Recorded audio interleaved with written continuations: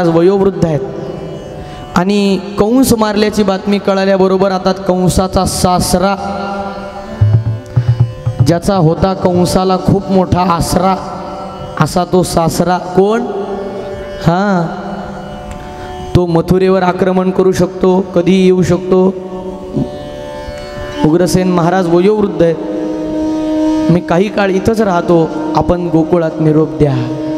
बघा गोपिकांचं म्हणणं खरं झालं की नाही, हा जिथं जातो तिथे रमून जातो.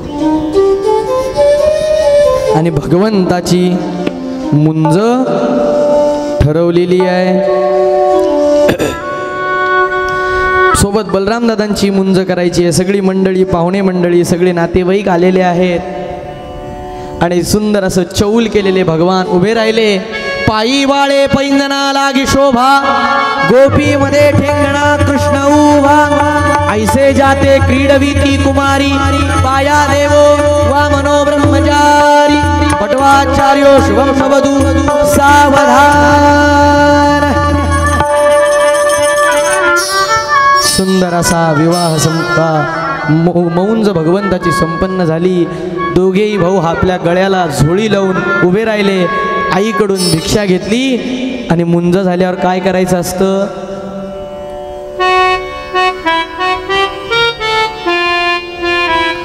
गुरुकुलात जायचं असतं.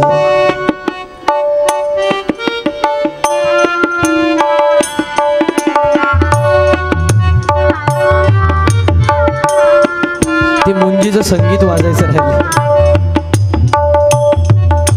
वा,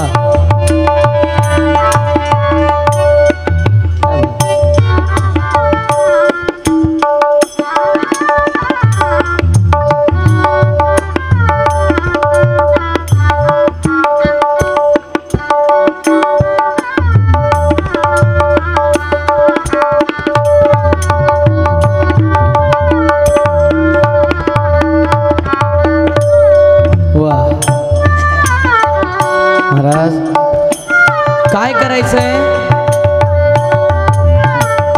गुरूंच्या घरी जाऊन गुरुकुलात राहायचंय. महाराज अनंत कोटी ब्रह्मांडाच्या नायकाला गुरुकुलात जाऊन वेगळ्या विद्या शिकायची गरज आहे का, मला सांगा बरं. गरज आहे, पण त्याने आमच्या समोर आदर्श उभा करायसाठी हे काम केलेलं आहे की अरे रामकृष्ण अवतारांनी सद्गुरु सेवा केली. त्यांनी कृष्ण असून ते गुरूंची सेवा करत होते. काय करायचे, गुरुच्या घरी झाडतो सारवी तो. पडेल पडेल काम करायचं. कुणाचे गुरु, कोणते गुरु केलेत, कोण आहेत गुरु भगवंताचे, महर्षी सांदीपनी महाराज भगवंताचे गुरु आहेत. उज्जैन किती दिवस राहिले भगवान, 64 दिवस राहिले फक्त, आणि 64 कला शिकून घेतल्या. अरे जो सकल कलांचा अधिपती आहे त्याला कला वेगळ्या शिकायची गरज आहे का, पण नाही, तुमच्या आमच्यासाठी आदर्श घालायला की सद्गुरू काय आहे. आणि आज पूर्ण संस्कार झाले. वा, गुरु महाराज गुरु जय जय परब्रह्म सद्गुरु. गुरु महाराज गुरु जय जय परब्रह्म सद्गुरु.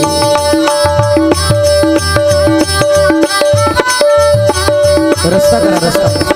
राज गुरु जय जय. गुरु महाराज गुरु जय जय परब्रह्म सद्गुरु. गुरु महाराज गुरु जय जय परब्रह्म सद्गुरु. गुरु महाराज गुरु जय जय परब्रह्म सद्गुरु. सद्गुरुनाथ महाराज की.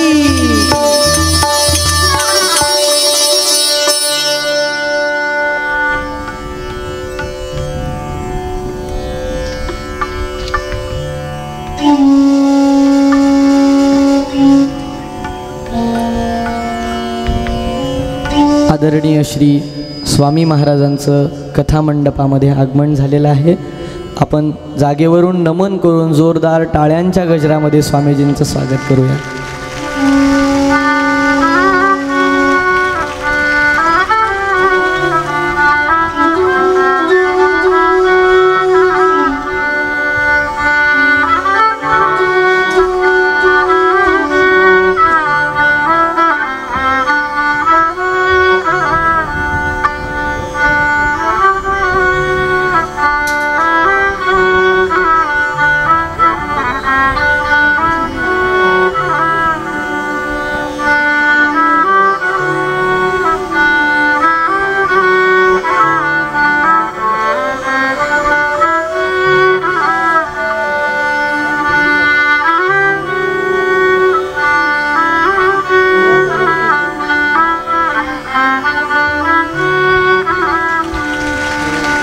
यावतीर्वै देवतास्ता सर्वा वेदविधिब्राह्मणे वसन्ति तस्मात् ब्राह्मणेभ्यो वेदविद्भ्यो दिवे दिवे नमस्कुर्यान्न श्रीलङ्गीतये देता एव देवता प्रीणाति संसृष्टं धनमुभयं समाकृतमस्मभ्यं दत्तां वरुणश्च मन्युः भियं दधानाहृदयेषु शत्रवः पराजितासो अपनिलयन्ताम्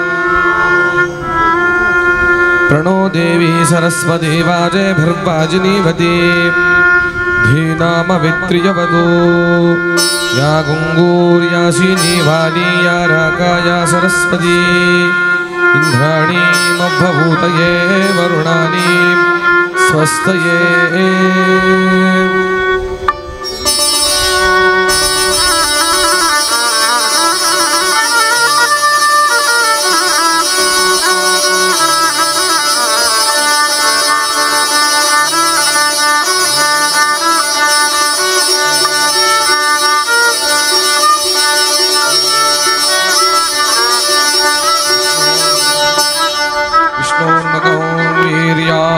प्रवोजय्यः पार्थिवानि विममेरडांसि योऽस्को भायदुत्तरौषधस्थौ विचक्रमाणस्त्रेधोरुगायः प्रतद्विष्णुस्तवते वीर्येण मृगो न भीमः कूचरो गिरिष्ठाः यस्योरुषतृषु विक्रमणेष्वधिक्षयन्ति भुवनानि विश्वा प्रविष्णवे शूषमे तु मन्मगिरीक्षित उरुगायाय वृष्णे यैदन्दीर्घं प्रयतौ सदस्थमेको विममे त्रिभिरित्पदेभिः यस्य त्रिपूर्णा मधुना पदान्यक्षीयमाणा स्वधया मदन्ति यवुत्रिधातो पृथिवीमुतद्यामेको दाधार भुवनानि विश्वा तदस्य प्रियमभिपातो अश्यान्नरो यत्र देवयवो मदन्ति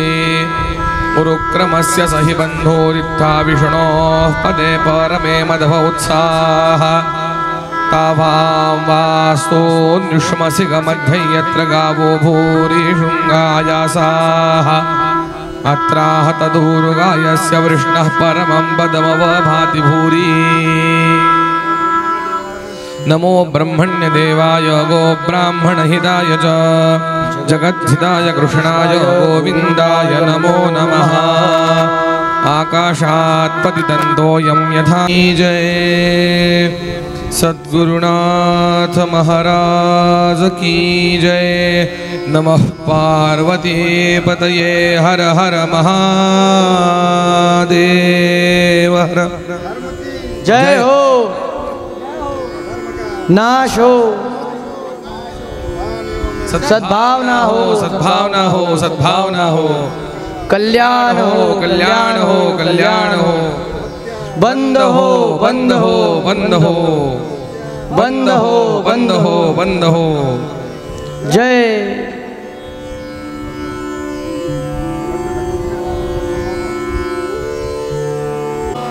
महाराज की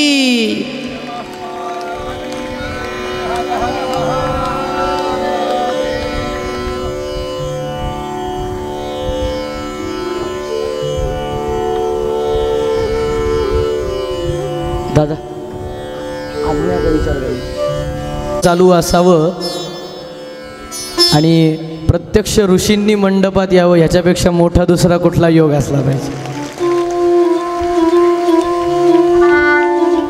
मी सांगतच होतो आपल्याला की सांदीपणींकडे शिक्षण पूर्ण होऊन ज्या दिवशी भगवान निघाले त्या दिवशी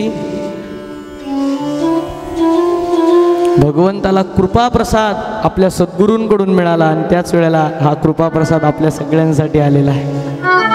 समोर महाराजजींनी प्रसाद ठेवलेला आपल्याला आरती झाल्यावर मिळेल.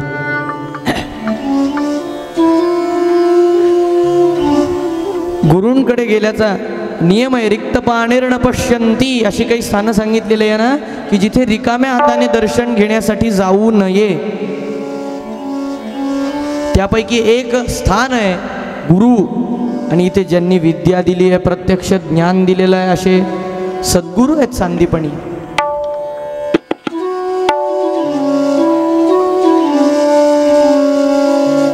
महाराज काहीतरी मागा, गुरुदक्षिणा घ्या काहीतरी. कृष्णा काही नको रे मला, एक वचन दे फक्त. जी विद्या मी तुला शिकवली आहे ना, ती विद्या तू कधी स्वतःच्या स्वार्थासाठी वापरणार नाहीस. काय काय संत परंपरा होऊन गेली हो आपल्याकडे. अहो एवढं जीवनाचं तत्वज्ञान शिकूनही खरे गुरु शिष्याला काहीच मागत नाहीत. आमचे समर्थ दासबोधामध्ये म्हणाले ना, आमुची प्रतिज्ञा ऐसी काही न मागावे शिष्यासी, आपणा मागे जगदीशासी, भजत जावे श्रीराम. आमची प्रतिज्ञा काय आहे? आमुची प्रतिज्ञा ऐसी काय? अरे काही न मागावे शिष्यासी, काही मागू नये. खरा सद्गुरू आपल्या प्रत्येक परंपरेतलं उदाहरण घेऊन पाहूया.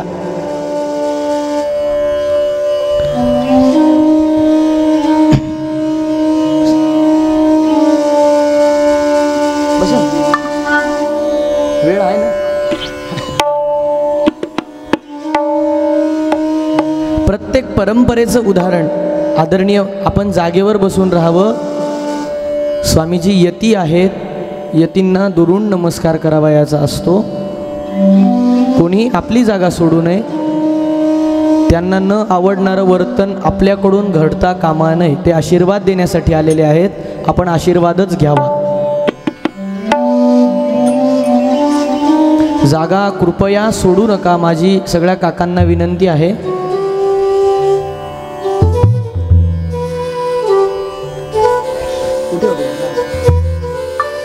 कुठल्याही परंपरेचा मी आपल्याला इकडे बघा, मी आपल्याला सांगत होतो,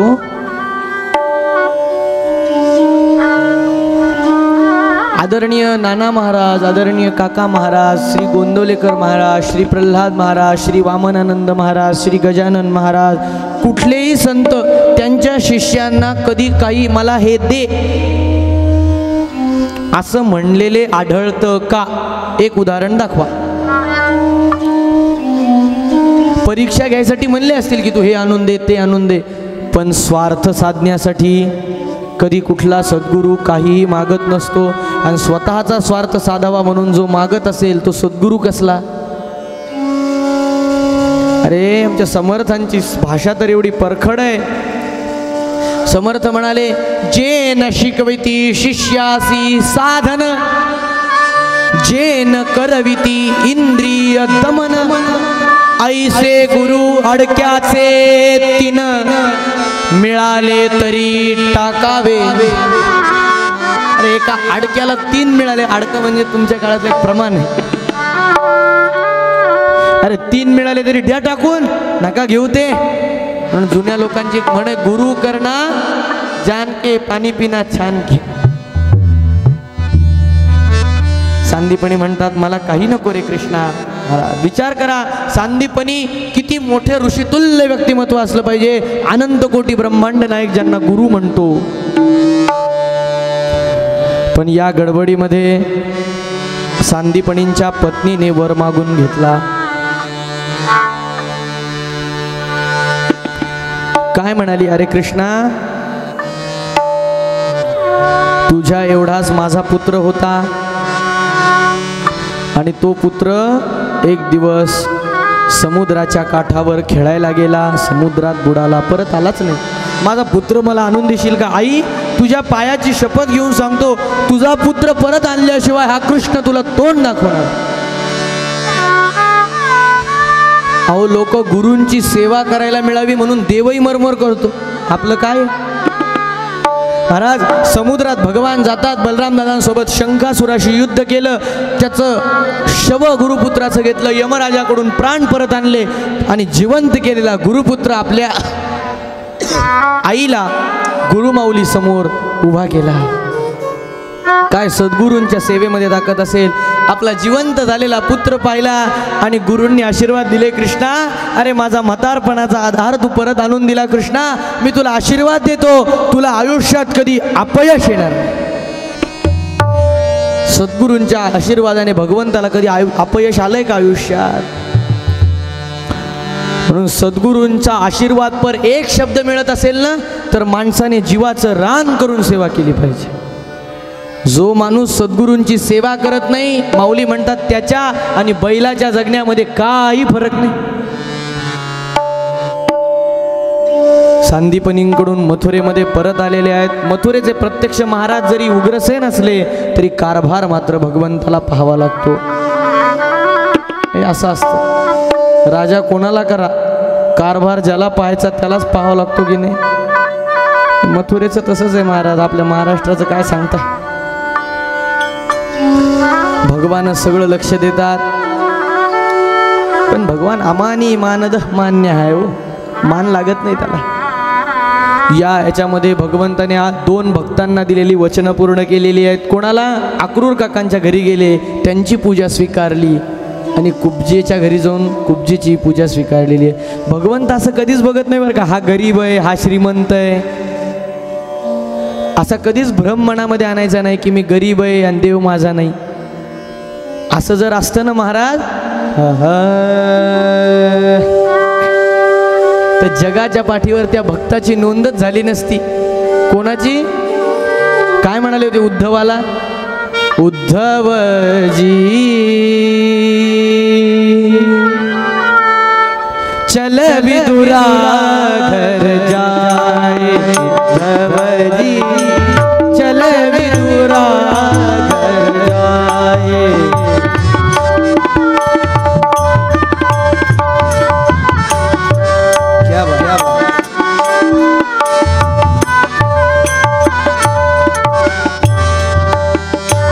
शबरी रे बेर काय काय केलं त्यानं? शबरी रे बेर सुदामजी के चावल रुचि रुचि भोग लगा.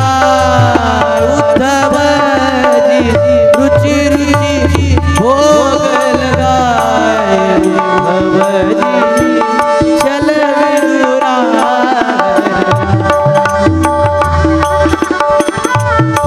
क्या बात.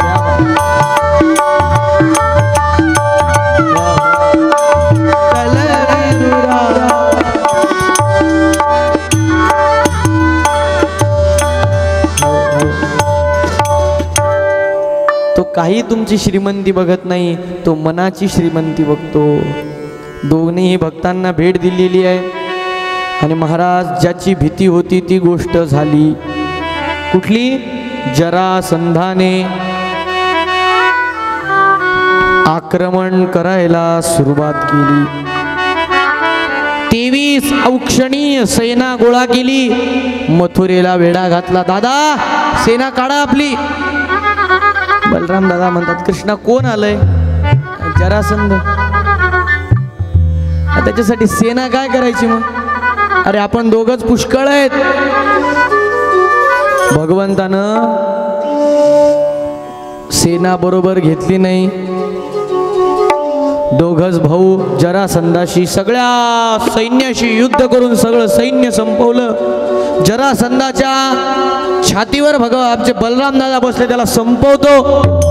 थांबवलं कोणी? अरे दादा जरी असले तरी दादाचा दादा कोण आहे? या जगाचा दादा आहे तो. दादा त्या सोडून याला. अहो अपमान केला ना, सुधरेल त्या सोडून दिला. पण दुष्ट लोकांचं असं असतं, त्यांना देवाचे झटके लक्षात येत नाहीत. जेवढा झटका बसला तेवढे ते अजून मातल्यासारखे करतात. याने पुन्हा 23 औक्षणीय सेना गोळा केली. पुन्हा आला, मथुरेवर आक्रमण केलं. दादा आता तरी सेना घ्या. कृष्णा सेनेला थोडे दिवस बाजूलाच राहू देतो, आता सेनेची गरजच नाही, आपण दोघच जाऊ. आणि दोघांनी पुन्हा सगळं 23 औक्षणीय सैन्य संपून टाकलं महाराज.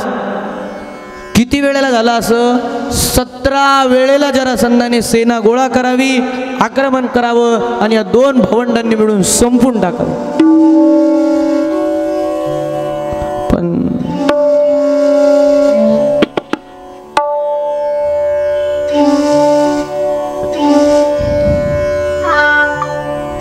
काय असतं? सतत युद्ध होत राहिले ना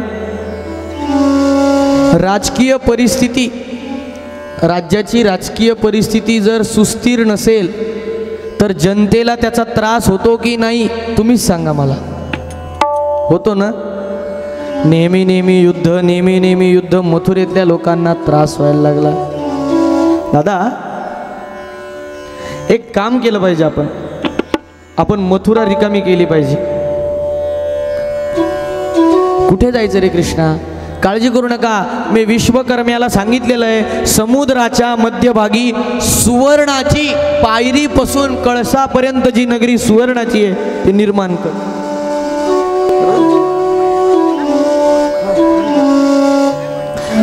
आणि झालं असं. 17व्या वेळेला जेव्हा जरासंध आला तेव्हा एकटा आला नाही, सेना संपत आलेली होती, त्याच्यामुळे ह्याच्याशी युती, त्याच्याशी युती, त्याच्याशी युती असं या जरासंधाचं चाललेलं होतं. काय कोणाला तरी धरून कृष्णाचा विरोध करायचा, म्हणून या जरासंधानं काय केलं, जो कृष्णाचा एक शत्रू आहे, कृष्णाशी वैर घ्यायचं म्हणजे जेवढे शत्रू आहेत कृष्णाचे जिथं जिथं प्रत्येकाशी आपण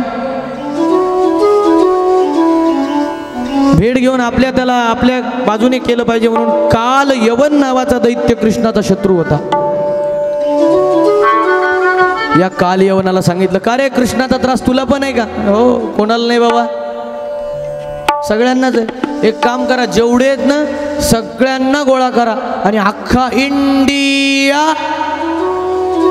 म्हणजे पूर्ण भारतात जेवढे कृष्णाचे शत्रू होते असं सांगतो तुम्हाला, तेवढे सगळे गोळा केले. आणि हा काल यवन आणि जरासंध मथुरेवर आक्रमण करायला आले महाराज. दादा आता तरी तुला सांगितलं ना, आपल्याला गरज नाही सैनिकांची. आलेले तर रणांगणामध्ये दोघं जण. दादा एक काम करा, तुम्ही जरासंधाला बघा, पण दादा माझी विनंती आहे, जरासंधाला मारू नका. तुम्हाला कसं, तुम्हाला राग आला की काहीच समजत नाही. मी या काल यवनाला पाहतो.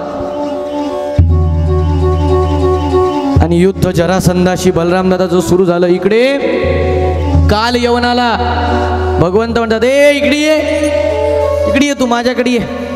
अरे काल यवना, तुला हात न लावता मारीनाच. आता हात न लावता मारता येतं का गुरुजी? कधी अनुभव आहे का तुम्हाला असा, हात न वापरता मारामारी करायचा? नाही ना. कसं शक्य आहे? ह्याला सगळं शक्य आहे का?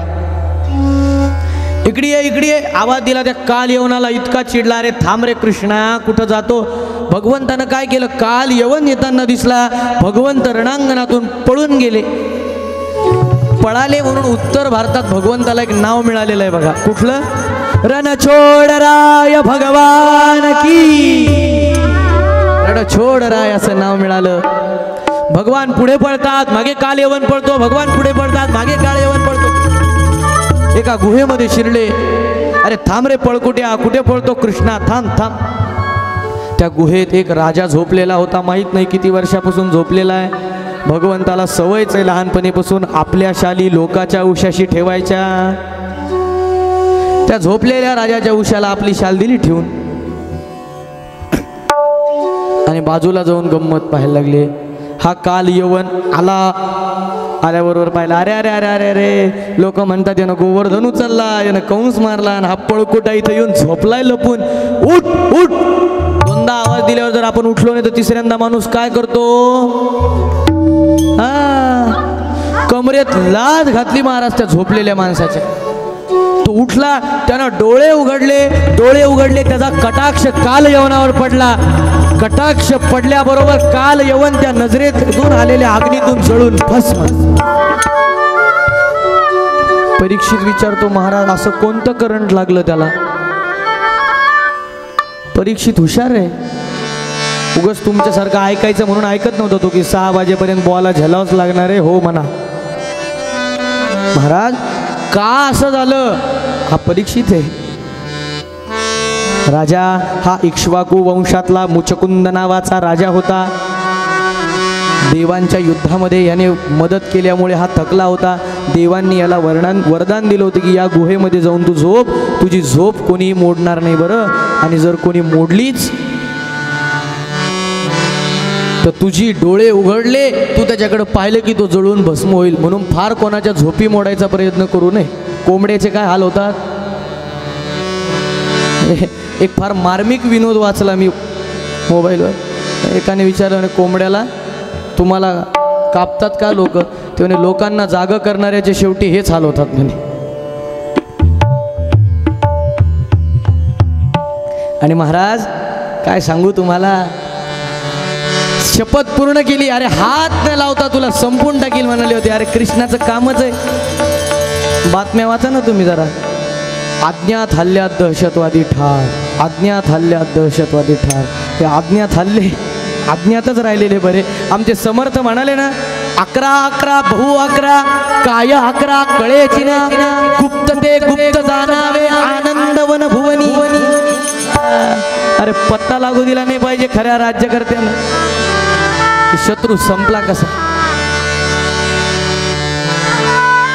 आपल्या भारतात एक काळ होता सैन्याचा, ट्रकवर रावलेले 30-30 फुटाचे राफेल चोरीला जात होते. माझ्यापेक्षा आपल्याला चांगलं माहिती.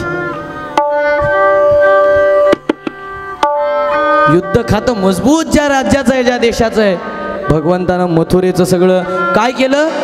रात्रीतून मथुरेतले सगळे माणसं उचलले का.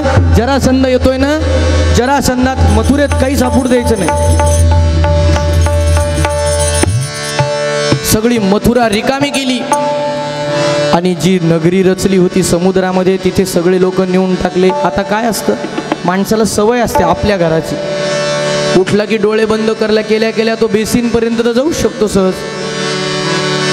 नवीन ठिकाणी गेलं, झोपीत चाललं तर धडकन आदळणार नाही का माणूस. ज्यांना असे अनुभव आहेत ते फार हसतात बरं का. असं सांगितलं की स्वतःवरच. पंचायत अशी झाली, लोक सकाळी उठले आणि घराचे दारं सापडनात. लोक विचार करायला लागले, अरे द्वारका द्वारका द्वारका, दार कुठे दार कुठे. नगरीचं नाव काय आहे, द्वारका. 36 योजन जिचा विस्तार आहे, अशी चारही बाजूला 4 द्वार असणारी नगरी आहे. काय सुंदर नगरी आहे महाराज, द्वारका नगरी.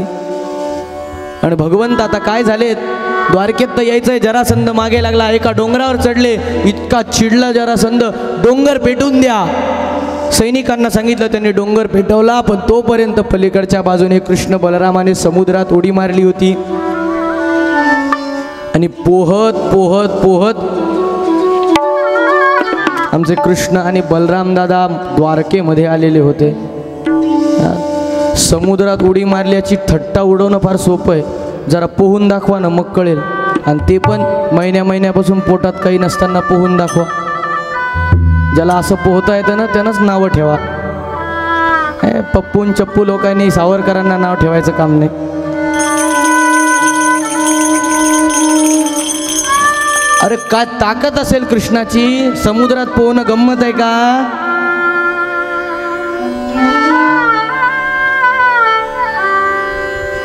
भगवान द्वारकेत आले आणि सगळ्यांनी मिळून भगवंताला द्वारकेच्या राजसिंहासनावरती बसवलंय.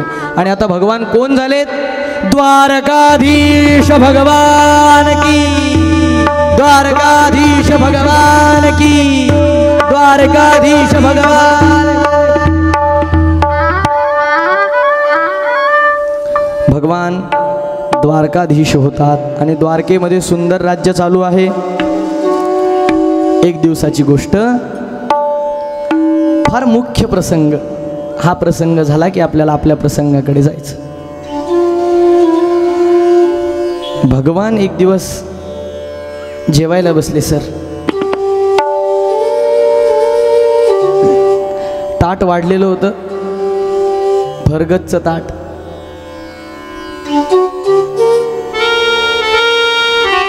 आणि ताट पाहिल्याबरोबर भगवंताच्या डोळ्यात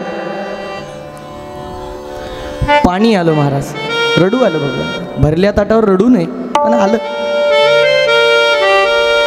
का रडू आलं माहितीये श्रोत्यांनो, ताटात लोण्याची वाटी होती. कृष्णा, देवकीने विचारलं, का रडतो रे, काही दुसरं वाढू का तुला, तिखट लागलं का, काही दुसरं देऊ का. नाही आई, रडणं सुरूच आहे. आणि याच वेळेला एका महान सत्पुरुषाचं आगमन झालंय. कोण? कृष्णस्यासीत सखा कश्चित् उद्धवो बुद्धिसत्तमः. नात्याने भगवंताचा चुलत चुलत चुलत चुलत असा एक भाऊ आहे, यादवच आहे. कोण? उद्धवजी. प्रत्यक्ष कोण आहेत? बृहस्पतींचे शिष्य आहेत, देवगुरु बृहस्पतींचे शिष्य आहेत. आणि महाराज त्रैलोक्यात उद्धवजींसारखा निर्गुणाचा, तत्वज्ञानाचा, उपनिषदाचा अभ्यासक नाही. नावावर जाऊ नका.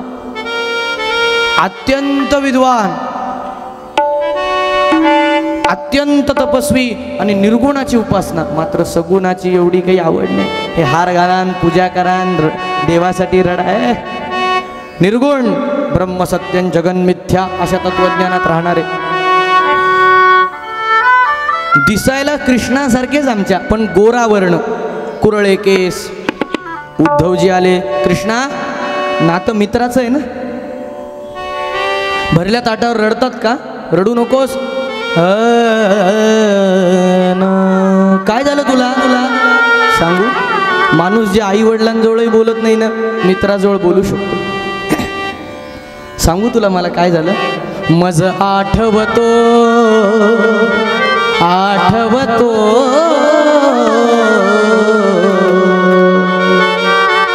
तोच सुखाचा काळ होतो मी जेव्हा बाळ.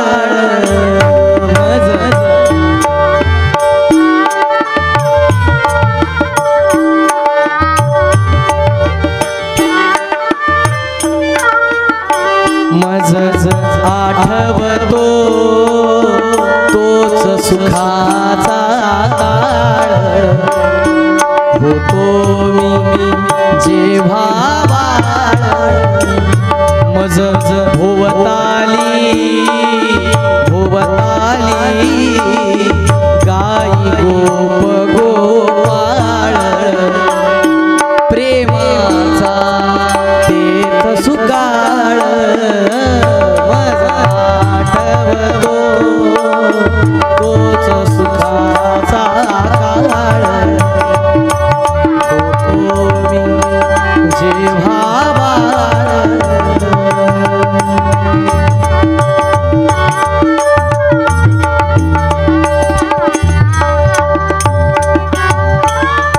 उद्धवा, खरं सांगू? मज आठवतो, मला आठवण येते रे. कुठली?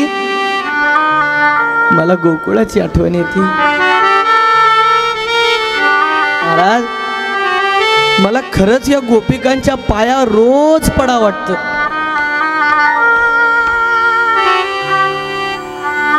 अहो, आपण देवाची आठवण काढणं ठीक आहे हो. भरल्या ताटावर डबडबलेल्या डोळ्यांनी अनंत कोटी ब्रह्मांड नायक आज यांची आठवण काढतो. काय गोपिका असल्या पाहिजे, काय त्यांनी जीव लावलेला असला पाहिजे. उद्धवा, मला गोपिकांची खूप आठवण येते रे. मला गोकुळातल्या गायींची वगैरे खूप आठवण येते. काय कृष्ण आहे. उद्धव म्हणजे हायली इंटेलेक्च्युअल. अरे द्वार, इतकी सोन्याची द्वारका आहे, सोन्याचं ताट जेवायला आहे, सोन्याचा पेला पाणी प्याय. गोपिका काय, त्या खेड्यातल्या गोपिका, हा काय त्यांची आठवण काढतो आणि रडतो काय? हे कृष्णा, काही काय नाही रे. उद्धवा, मला जाता येईना भेटायला. का जाता येत नव्हतं? बरेच लोक आक्षेप घेतात. एवढंच वाटत होतं जायचं ना भेटायला. त्याचं कारण आहे महाराज,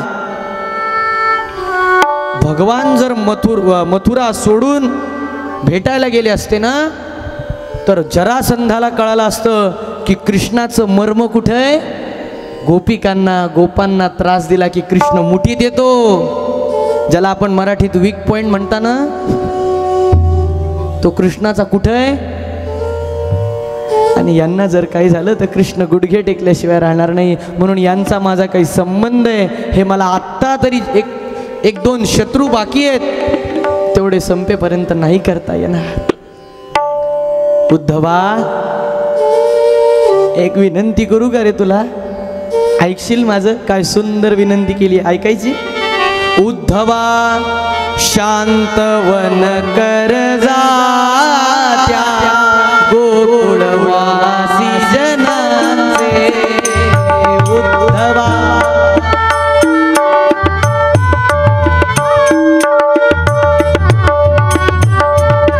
कशासाठी सांत्वन कर? शांतवन असा शब्द वापरलाय, मूळ सांत्वन आहे.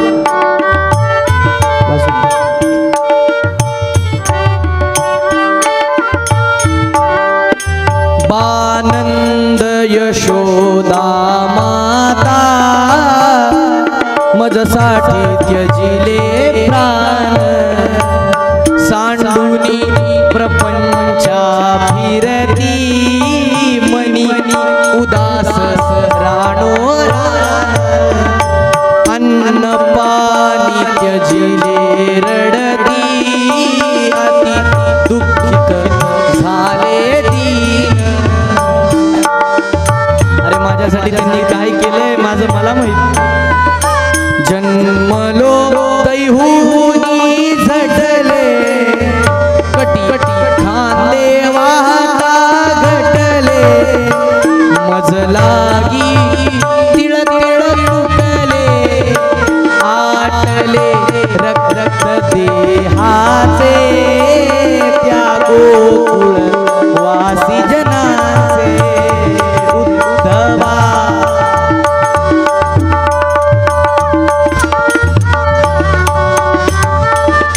अरे काय त्या पोरांनी माझ्यावर प्रेम केलं. आई बाप त्यजोनी बाळे मज संगे खेळत होती. गोडशा शिदोऱ्या नुनी आवडी मजला देती. रात्रंदिस फिरले मागे दधी गोरस सोडू येती. अरे आम्ही काय खोड्या केल्या, काय धिंगाणा केला, काय आठवण महाराज. आणि मी निघून आलो रे एकदम. मी तोडून आलो तटका तो जीवाला लागला चटका. मज समत्या युग समघटिका आठवते प्रेम दयाचे त्या गोकुळवासी जनाचे. उद्धवा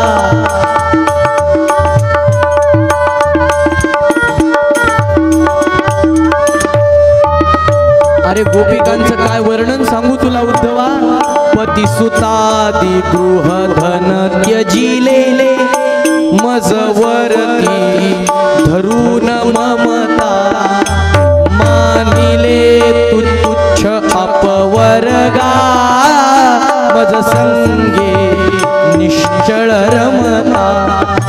मत मत चित चित्त त्या गोपी नेत्रांतरी लेऊनी समता. काय गोपींनी अरे विजयी झाल्या त्या गोपी माझ्यासाठी. तिळ तिळ तिळ तुल्य नामनी त्या डगल्या दृढ निश्चय धरुनी जगल्या. बहुधा त्या नसतील जगल्या भंगले मनोरथ त्यांचे त्या गोकुळवासी जनाचे. उद्धवा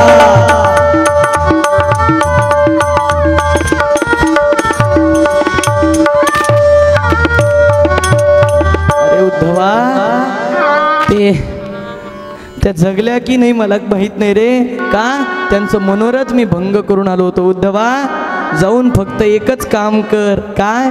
हरी आहे सुखरूप म्हणूनी भेटताची त्या सांगा.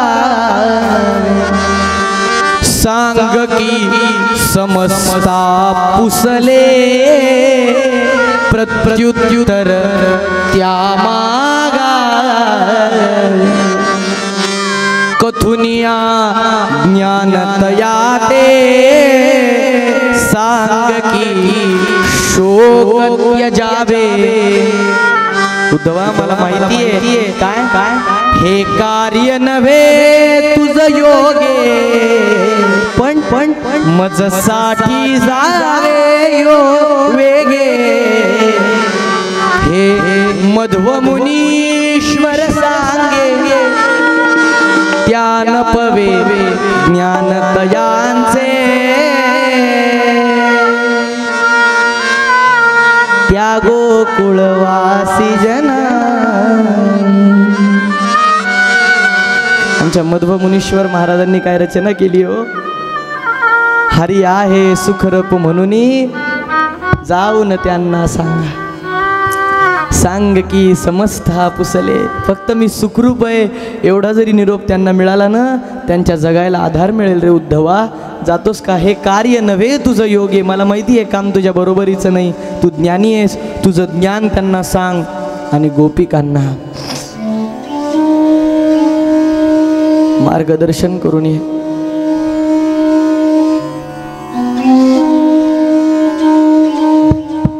वास्तविक पाहता उद्धवांनाही आवडलेलं नाही बरं का.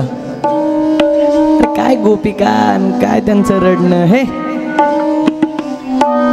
पण आता कृष्णाचा शब्द आहे पाळावा लागणार म्हणून रथ घेतला आणि भगवान जायला आपले आमचे उद्धव महाराज जायला निघतात. महाराज मथुरेचा राजध्वज त्यांच्या रथावर होता. मंत्र्याच्या गाडीला वरती दिवा असतो की नाही तसा तो ध्वज.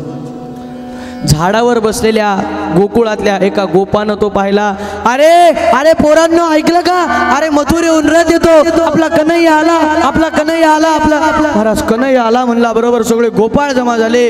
रथ आला. रथ सगळ्यांनी अडवला. पाहिलं अरे जोडे कृष्णासारखे पितांबर कृष्णासारखा कंबरपट्टा कृष्णासारखा. पण कृष्ण नाही. कृष्ण नाही. कृष्ण नाही आला. नाही आला. आमचा कृष्ण नाही आला. नाही आला. सगळ्यांचं मनोरथ पुन्हा भंग झालं. विचार करा वाटेकडे डोळे लावून बसलेले भक्त मामा आले.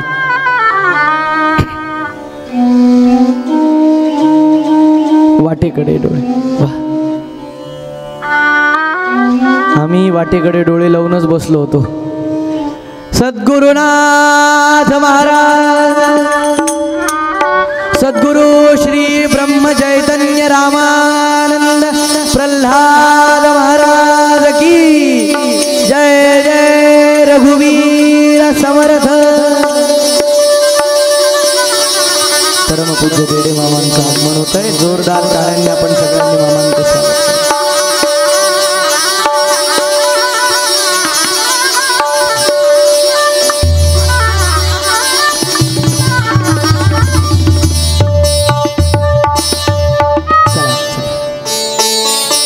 कृष्ण नाही आला. कृष्ण नाही आला बरं तुमचा.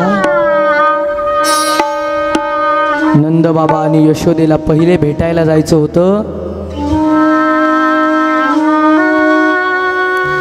म्हणून पहिले नंद आणि यशोदेची समजूत काढली. कृष्ण सुखरूप आहे. योग्य वेळ आली की तुम्हाला येऊन भेटेल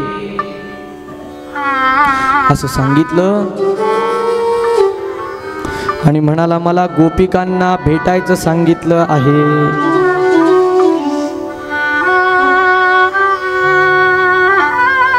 मी जरा गोकुळात फेरफटका मारून येतो म्हणून संध्याकाळच्या वेळेला निघाला आणि उद्धवाला जे गोकुळात पाहायला मिळालंय ना महाराज ते अलौकिक आहे. निघाला एक गवळण गाईचं दूध काढत होती.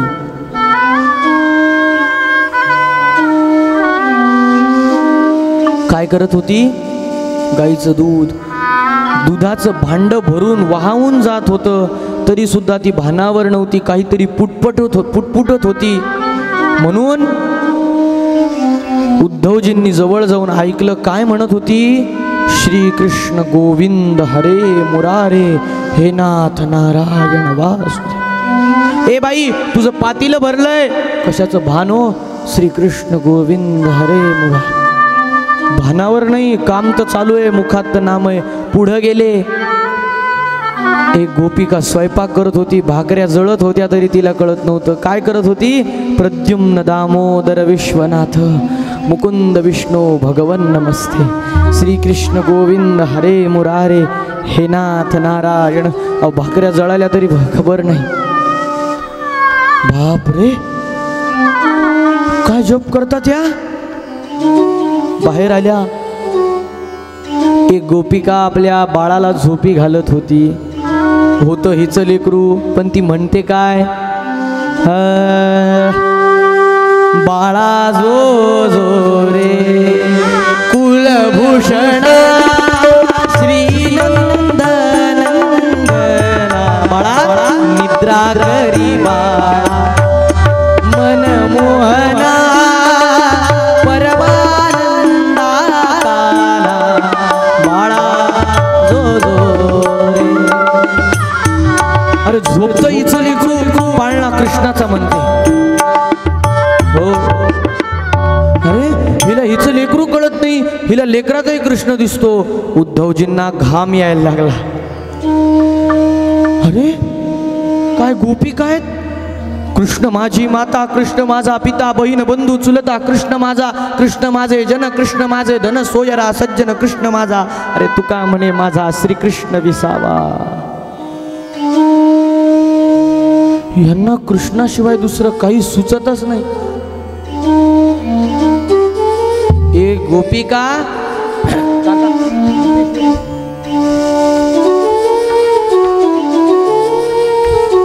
धावा करत होती. कृष्णाचा धावा नाचून पायात काटे घुसत होते, दगड टोचत होते, तरी तिचं काय चाललं होतं?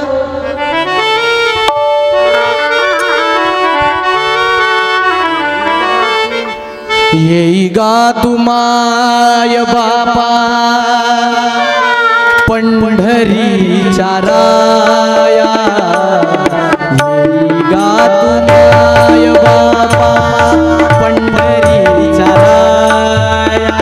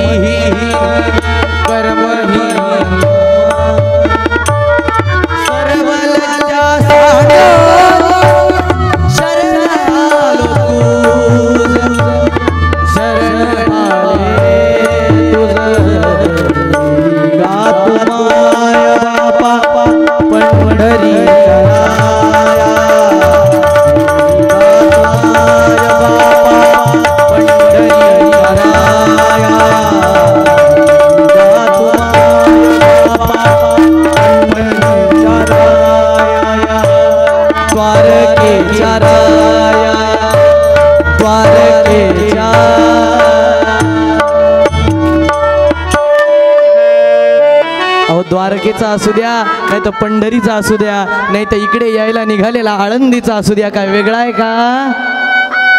अरे ये रे, तुझं विनशीन होतो कृष्णा, ये रे. वेडी झाली. बाप रे, अरे ही रस्त्यावर नसते, हिला देहभाव नाही, काहीच नाही. आणि यमुनेच्या काठावर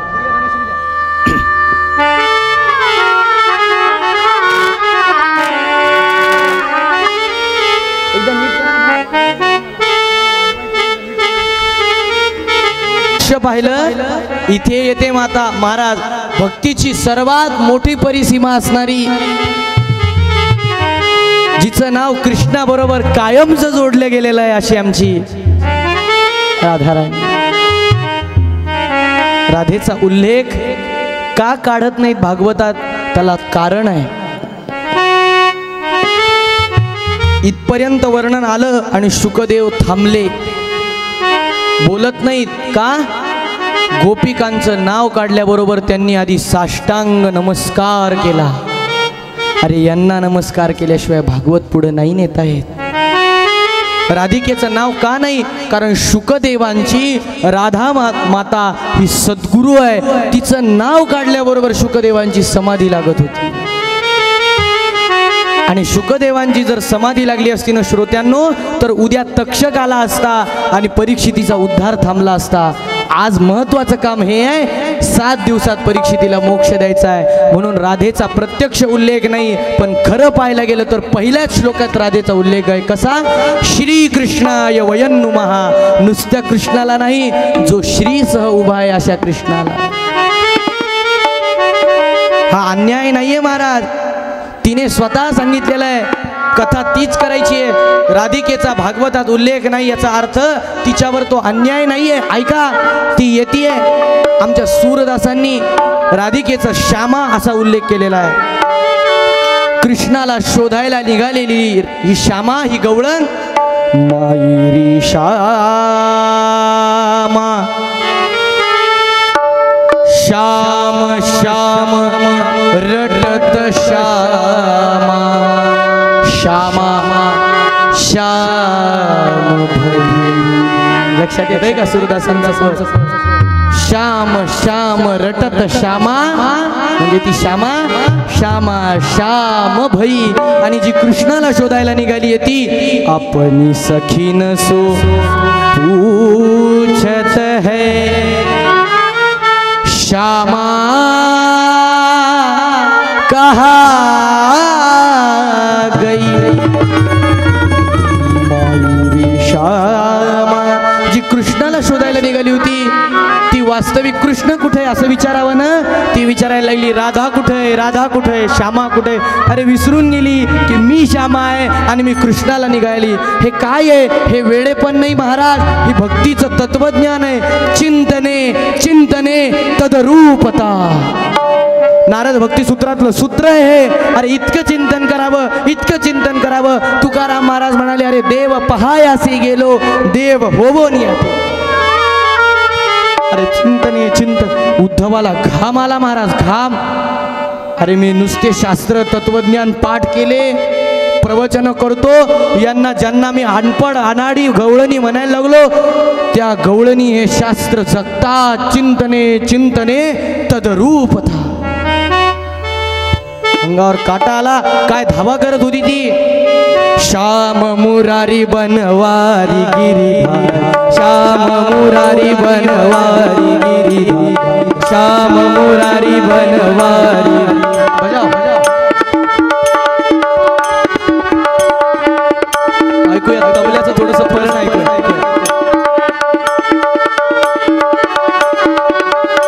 क्या बात.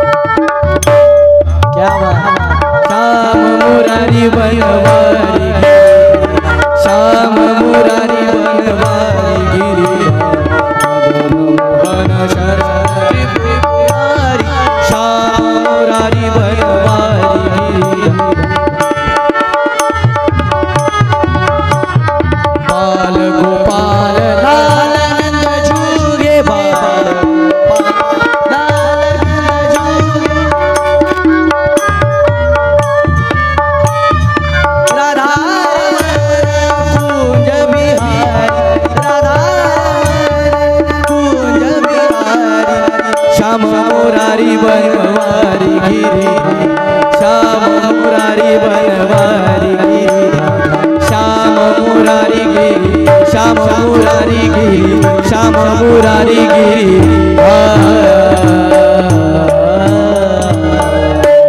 क्या बात हे सुद्धा एक कीर्तन आहे बरं. 3 तालाला पकडून त्यातले प्रकार वाजवायचे म्हणजे काय 3 ताल अभंगासारखा घ्यायचा निरूपण करायचं आणि समेवर यायचं हे सुद्धा कीर्तन आहे. हे सोपं नाही आहे 16 मात्रेचं गणित. वाह बुवा क्या बात है.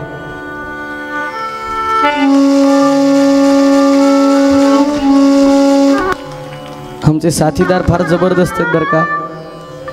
हे जे बसलेत नारदांचं अपडेटेड वाद्य घेऊन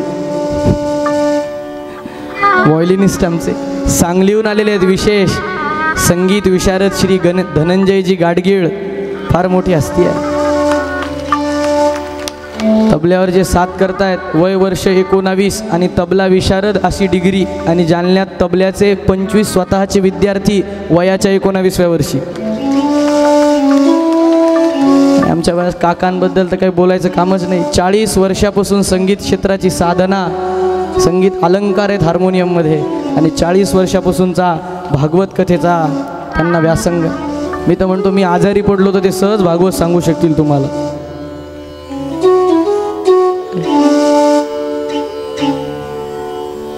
एकल्याचं काम नाही महाराज. सगळे एवढे गोड आहेत आणि तुम्ही सगळेजण एवढे गोड आहात म्हणून चाललंय. नाही तर काय खरं माझ्यासारख्यासाठी काय हे लोक आहेत म्हणून तुम्हाला या वाटतंय. उद्धवानी पाहिलं आणि पाहिलं अरे अरे अरे ज्या गोपिकांना मी नाव ठेवत होतो त्या गोपिका वंदे व्रजस्त्रीना त्या व्रजातल्या गोपिकांच्या पायावर डोकं ठेवायचं सोडा. त्यांचा पाय ज्या मातीला लागला ती माती सुद्धा डोक्याला लावली पाहिजे. उद्धव ती माती उचलतात आणि डोक्याला लावतात. साष्टांगम प्रणिपत्यतम गोपिकांना नमस्कार करतात. गोपिकांनो तत्वज्ञानी उद्धव आला प्रबोधन्या त्या गोपी बाला. अरे पाहून त्यांच्या सगुण भक्तीला हरले त्याचे समूळही भान. अरे निर्गुण आमच्या आवाक्यात येणार आहे का? नाहीये महाराज. आम्ही कलियुगातली मंडळी आहोत. निर्गुणापर्यंत तर आम्हाला जायचंय. ते आमचं साध्य आहे ते आमचं साधन नाहीये. निर्गुण आहे साध्य आहे साधन सगुण आहे. म्हणून महाराज आमचे सुद्धा काय सांगतात सगुणावर प्रेम करायला शिका. सगुणाचे नि आधारे निर्गुण पाविजे निर्धारे. जसं गणितामध्ये बीजगणित सोडवत असताना उत्तर मिळेपर्यंत एक्स ठेवावा लागतो की नाही तशी मूर्ती एक्स आहे. हे सगुणाची सेवा ते एक्स आहे तो क्ष मानलेला आहे. उत्तर निर्गुण आहे.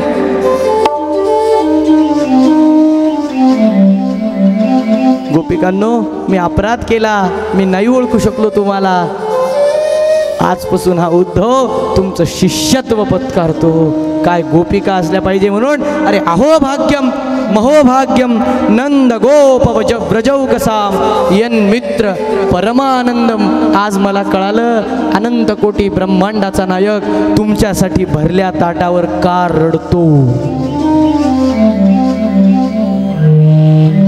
कधी वाटतं का हो एवढं प्रेम देवावरती करावं?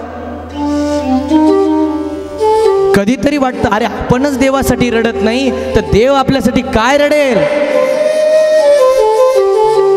कधीतरी अशी वेळ दिवसातली ठेवा की त्या वेळेला सद्गुरूंसमोर बसलं पाहिजे देवासमोर बसलं पाहिजे. आणि महाराज तुम्ही किती करता हो माझ्यासाठी त्या बदल्यात मी तुमच्या काहीच कामात येत नाही.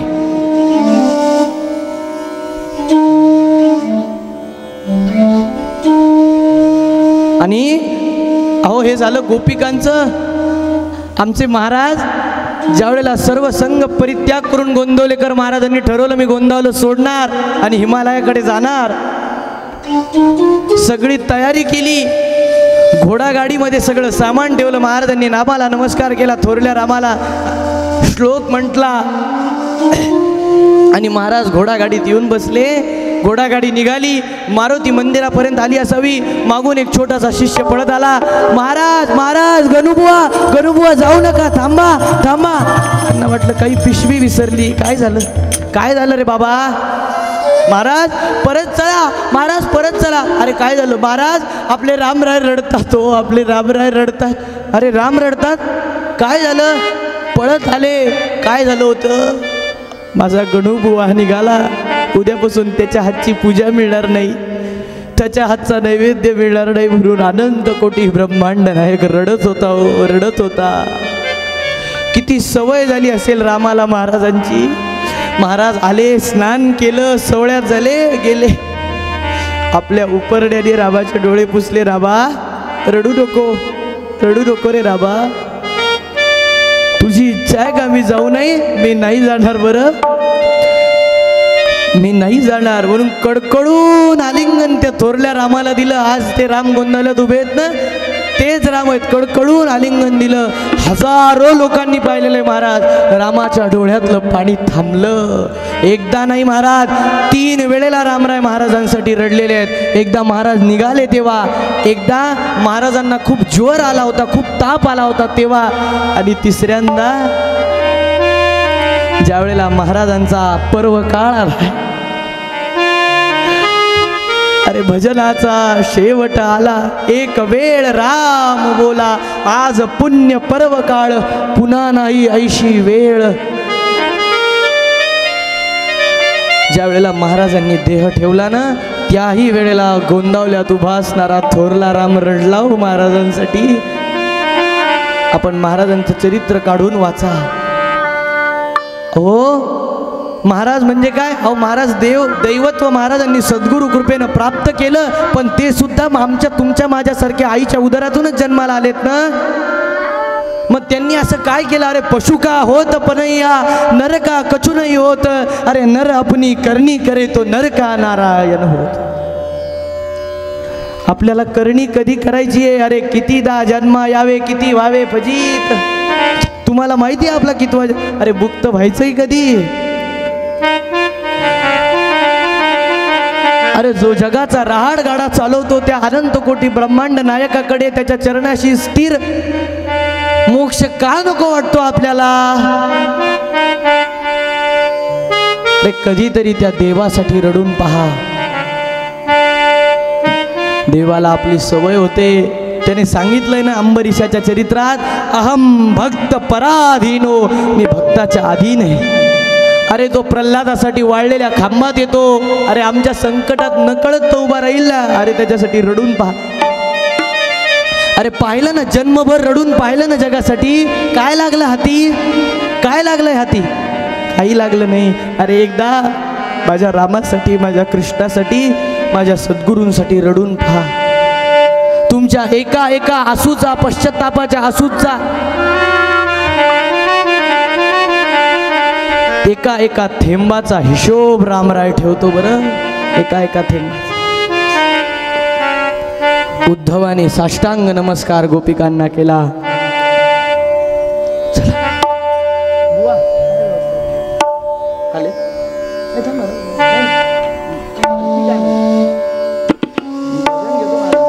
आणि महाराज उद्धवजी परत आलेत. कृष्णाने विचारलं, उद्धवा, कृष्णा, उद्धवा समजवलंस का रे बाबा?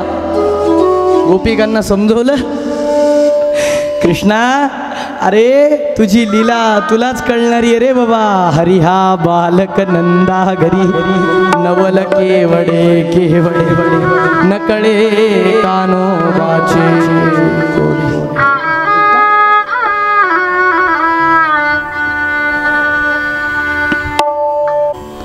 आणि उद्धवांना उपदेश मिळाला महाराज. इकडे भगवान द्वारकेमध्ये राहत होते. भगवंताने काय केलं माहिती आहे? अक्रूरजींकडे ज्या वेळेला भगवान गेले होते ना, अक्रूरांना सांगितलं होतं की आपण हस्तिनापुरामध्ये जावं, तिथली युद्धाची स्थिती होणार आहे संभवते. आपण पांडवांना अभय दिलं पाहिजे. पांडवांना अभय द्यायसाठी काय पांडवांची काळजी करायचा हो भगवान? आपल्याला नेहमी वाटतं ना देव आपली काळजी करत नाही, त्याचं कारण आहे. काय कारण आहे माहिती आहे तुम्हाला?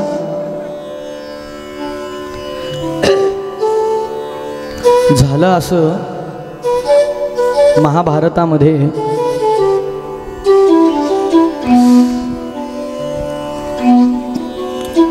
भीष्माचार्यांनी प्रतिज्ञा केली,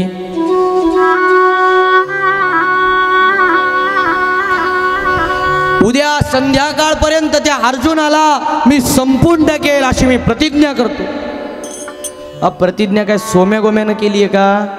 ज्यांच्या नावाने प्रतिज्ञा प्रसिद्ध आहेत. कशी प्रतिज्ञा करा म्हणतो आपण?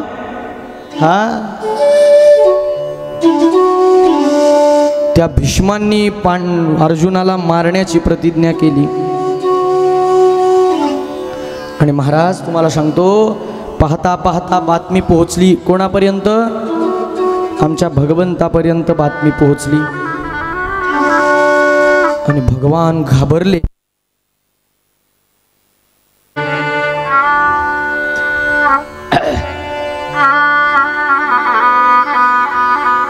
कुठे होतो आपण?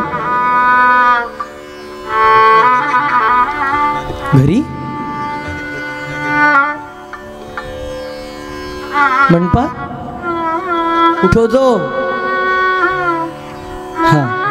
विसरतो मी, सांगत जा. आणि महाराज पाहता पाहता भगवंताच्या कानावर बातमी गेली. इथपर्यंत होतो ना, बरोबर आहे ना? भगवंताला काळजी लागून राहिली की अरे, ज्या अर्थी भीष्मांनी प्रतिज्ञा केली आहे त्या अर्थी अर्जुनाचा जीव कसा वाचवायचा, कारण मी अभय दिलेला आहे अर्जुनाला. भगवंताला काळजी पडली. भगवंतानं जेवण केलं नाही, दूध पिलं नाही, काही नाही.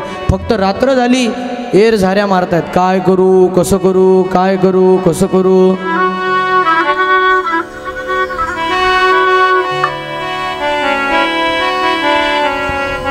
खूप घाबरले भगवान. अरे कोणी इतरत्र कोणी जर केलं असतं ना प्रतिज्ञा, पाहून घेतलं असतं.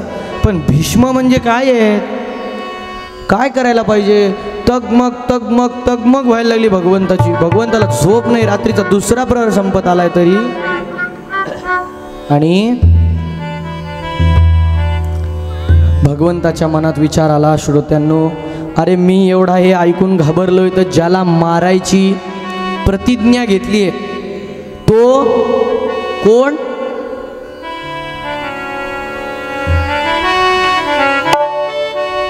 वासुदेव हरी हरी. आत्ताच्या आत्ता नाव लक्षात नाही तुम्हाला? कोणाला मारायची प्रतिज्ञा केली आहे? सांगा ना मग. घाबरता काय? चाललो मी उद्या. अर्जुन, तो अर्जुन किती घाबरला असेल, बरोबर आहे की नाही? मी एवढा घाबरलोय. माझा अर्जुन, जाऊ द्या, काय घाबरलेल्या माणसाचं सांत्वन केलं पाहिजे, गेलं पाहिजे म्हणून अर्जुनाकडे जायला भगवान निघाले. अहो, पायात जोडे घातले नाही, शाल घेतली नाही, तसेच गेले. द्वारपालांना विचारलं, अर्जुन कुठे आहे? आत कक्षात आहे. बैठकीत दिसला नाही. कुठे आहे? आतल्या खोलीत आहे, अंतःपुरात. अरे अरे अरे अरे अरे, फार घाबरलेला दिसतो. अंतःपुरात हा नक्की रडत असणार. म्हणून एकदम पटकन, अर्जुना, आता त्याला गळ्यात मिठीच मारू रडत असेल तर. घाबरू नको बाबा, असं म्हणून आत गेले. पाहिलं काय करत होता अर्जुन. धाराढूर मार्गे पंढरपूर.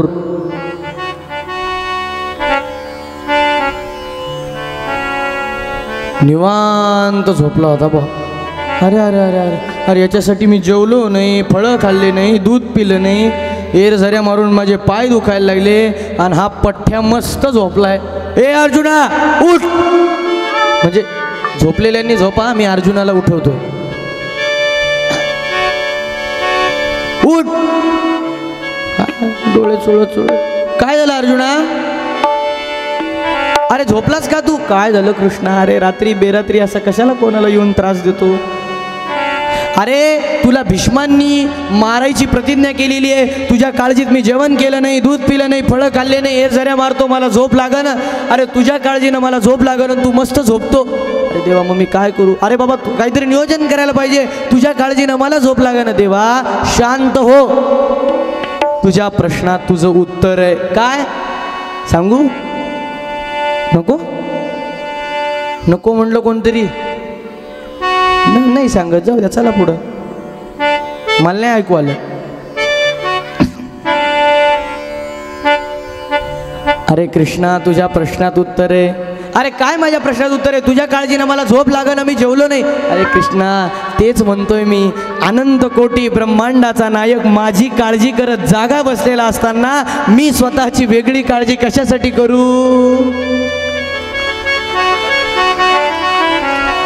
हे जमलं पाहिजे जीवनात. अरे दाता तो भरला भरोनी उरला आहे रमेचा पती. अरे तो बसलेला आहे ना, अरे माझा राम सखा, मी रामाचा दास नित्य बोलावे. माझा राम आहे ना, मला काळजी नाही. बरं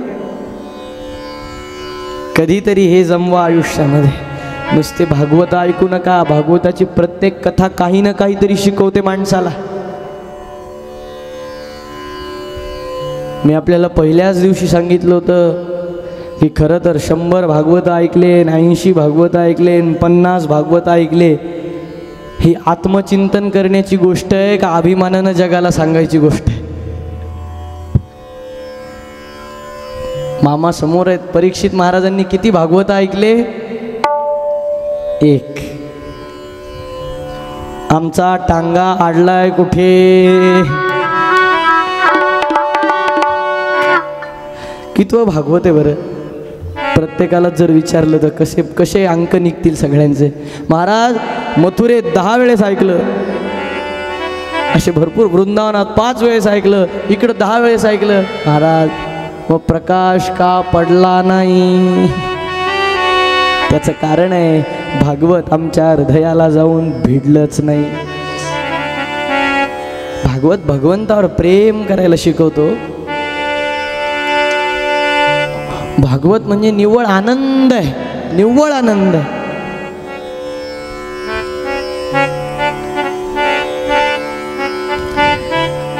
ज्याला इथं आनंद घ्यायला जमला नाही त्याला जगात कुठंच आनंद घेता येत नाही. तुकाराम महाराजांनी सांगितलेलं आहे ना, तुका म्हणे येथे पाहिजे जातीचे एर गबाळ्याचे काम नाही. जातीचे म्हणजे कसे? लगेच भुवयावर करू नका. इथे जातीवंत भक्त पाहिजे म्हणाले, दुसऱ्याचं काम नाही. हा भक्ताचा विषय आहे. आणि खरं सांगू, आपण श्रीमद भागवताला भगवंताचं चरित्र म्हणतो, पण भगवान म्हणतात हे माझं चरित्र नाही, हे माझ्या भक्तांचं चरित्र आहे. महाराज एक दिवस देवर्षी नारद वैकुंठात गेले भगवान नारायणांचं दर्शन घ्यायला. भक्तच असा आहे की कधी ठरवलं तरी नारायणांचं दर्शन आहे. आणि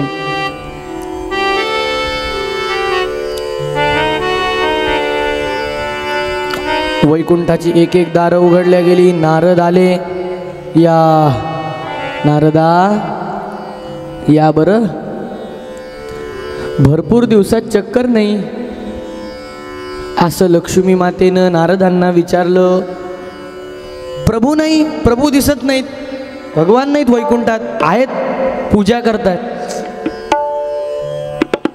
काय करताय? पूजा कोणाची करतात? देवाची. आणि हा कोणाची करणार? अनंत कोटी ब्रह्मांड नायक आहे. आम्ही माणसं असून देव धुत नाही घरचे, हा कोणाची पूजा करतो? अरे बाप, त्या पूजेवरून आठवलं मला, मी फार मोठ्या शहरात गेलो होतो कीर्तनात, ज्या कौतुकानं नाव सांगतात लोक. मामा स्नान संध्या आटोपलं, साथीदार बरोबर घेतले आणि एका घरी चहा पाण्याला बोलवलं म्हणून गेलो. आणि बैठकीतून स्वयंपाकघर दिसत होतं. बसलो, पाणी उकळत होतं, पाणी. मी म्हणलं काकू मी चहा घेणार नाही, हळद दूध घेईल. बरं म्हणे महाराज. तरी पाणी उकळणं चालूच. पाणी उकळणं सुरूच. मी म्हणलं काकू आम्ही आंघोळ पण करून आलेलो आहे बरं का, तुम्ही पाणी कशासाठी उकळवता? ठीक आहे म्हणे महाराज, काही हरकत नाही. मला राहवलंच नाही. आणि मग मी विचारलं काकू पाणी कशासाठी उकळतंय? लाजली. आता लाजून दाखवायला लावू नका मला, काय सगळ्याचीच ऍक्टिंग करू का? ज्याची जमली त्याची केली. म्हणलं काय झालं लाजायला? महाराज 2 महिने झाले, ह्यांनाही वेळ नाही मलाही वेळ नाही. म्हणलं कशाला? देवपूजा करायला. म्हणलं मग? देवावर कीटन साचलंय. म्हणलं मग? काही नाही, उकळत्या पाण्यात डिटर्जंट टाकायचं, देव सोडून द्यायचे, 2 तासात चकाचक होऊन बाहेर येतात. म्हणलं बाई, आणि हेच देवानं जर उलट ठरवलं तर? किती घरांमध्ये महिला पूजा करतात बरं? हात वर करा. अरे हात वर करायची गोष्ट आहे काय? की ज्या घरात पुरुष आहे त्या घरात महिलेने देवाला हातच लावू नये. आपल्याला कुठली पूजा आहे? तुळस आणि महादेव, मुख्य देवांची पूजा. काय हात वर करता? जरा 4 दिवस जेवण बंद करा ना. पूजा नाही केली जेवण बंद. अरे तुम्ही ठरवलं तर काही करू शकता. अरे दशरथ महाराजासारखा माणूस जर पलंगावर पडू शकतो,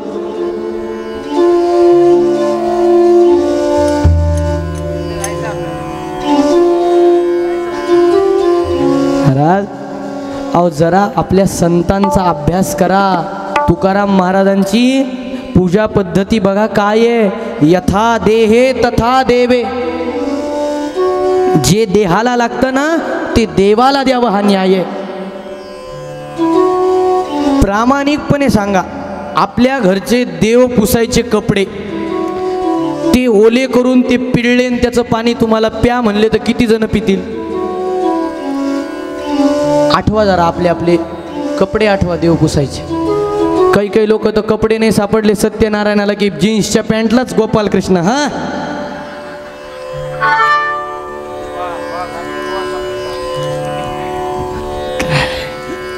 अरे भारतीय संस्कृतीत राहतो आपण. प्रत्येक कार्याला वैज्ञानिक अर्थ आहे. आपल्या देवांची मूर्तीचे धातू काय आहेत? पितळ आहे, तांब आहे, सोनं आहे, चांदी आहे देवघरात. त्याच्यावर दूध दही मध पडतंय, पाणी पडतंय आणि मग आपण ते तीर्थ म्हणून घेतोय. ते चांदी तत्व सुवर्ण तत्व रोज अंशतः प्रत्येकाच्या पोटात जातंय आणि आपली पचन संस्था व्यवस्थित करतंय. पूर्वज वेडे होते का आपण वेडे आहेत सांगा? अरे भगवान पूजा करतात, देव कोणाची पूजा करतात हो? म्हणून आले आता देवाचं देवघर. अरे जो अख्ख्या जगाच्या देवघरात आहे त्याच्या देवघरात कोण आहे? नारद गेले आणि नारदांनी पाहिल्याबरोबर त्यांच्या डोळ्यात पाणी आलं. महाराज काय करत होते नारद? भगवान पूजा करत होते. कोणाची? भगवान पूजा करत होते अंबरीशाची. भगवान पूजा करत होते प्रल्हादजींची, नारदांची, अजामेळाची. का? अरे मला भक्ताशिवाय किंमत नाही.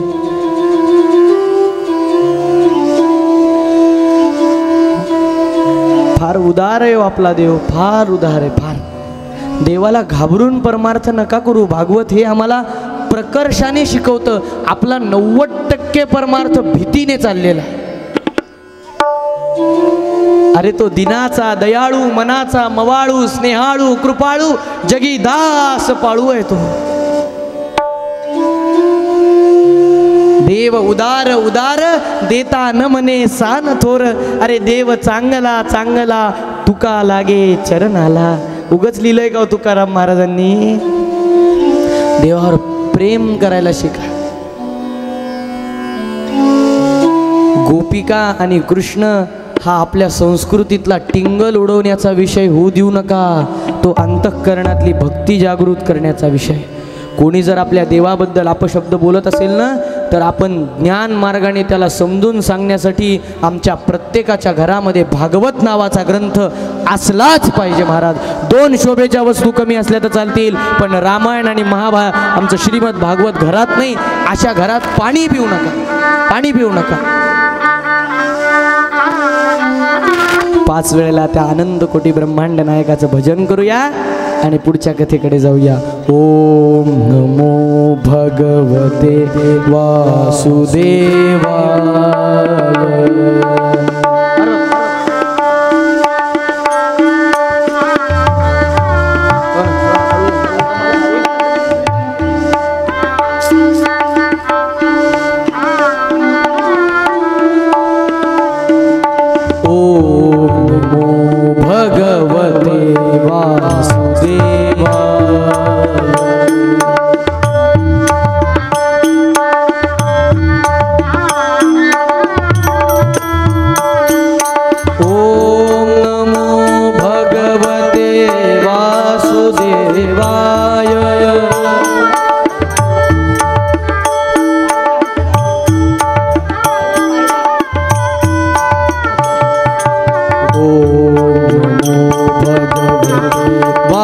वासुदेवा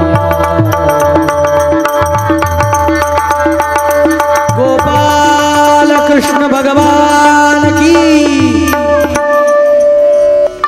आणि यानंतर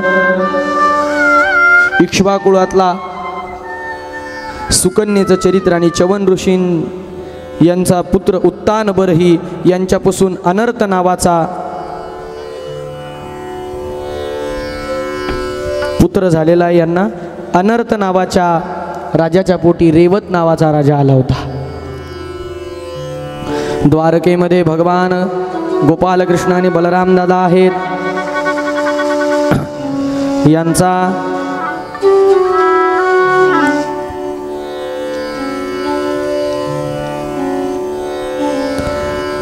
रेवत नावाचा मुलगा राज्य करतोय. यांना एक कन्या आहे, तिचं नाव आहे रेवती. ब्रह्मदेवाच्या सांगण्याहून अनर्थ नावाच्या राजाने आपली रेवती नावाची कन्या कोणाला अर्पण करायची? बलाधिक्यात बलम विदुः असणारे बलराम दादा रेवतीला विचारलं का क्षत्रिय कन्येला आपला वर निवडण्याचा अधिकार आहे. आपल्या कुठल्याही ग्रंथात मुलीचं लग्न बळजबरी लावून दिलं असं एकही उदाहरण, एकाही सिरियलचा एपिसोड असा नाही आपल्याकडं. प्रत्येक वेळेला त्या मुलीला विचारलेलं आहे. तसा पराक्रमी पुरुष शोधलेला आहे. रेवतीला विचारलं, रेवती बलराम दादा, बलराम तुला पती म्हणून पसंत आहे का? महाराज अहो कृष्णाचा भाऊ आहे आणि कसा आहे बलाधिक्यात बलम विदुः, त्याच्यासारखा बलवान आता पण त्रैलोक्यात कोणी राहिलेलं नाही हो बलराम दादा एवढं. असा पूर्वीच्या काळी पराक्रमी लोकांशी लग्न करायची परंपरा होती म्हणे. म्हणजे की बाबा पराक्रमी आहे, आपलं रक्षण करू शकतो, विद्वान आहे असा पती. आणि रेवतीचं आणि बलराम दादांचा विवाह ठरवला. सुमुहूर्त काढलेला आहे. रेवती आणि बलराम दादा आज अंतरपाठ मध्ये आहे, दोघ जण उभे आहेत. शिवतनय वरिष्ठम सर्व कल्याण मूर्ते मूर्ते परशुकमल हस्तम शोभितम मोदकेन अरुण कुसुममाला व्याललंबोदरञ्च मम हृदय निवासं श्री गणेशं नमामि. वधूवर्यो शुभं भवतु सावधान वाजंत्री सावचित्त.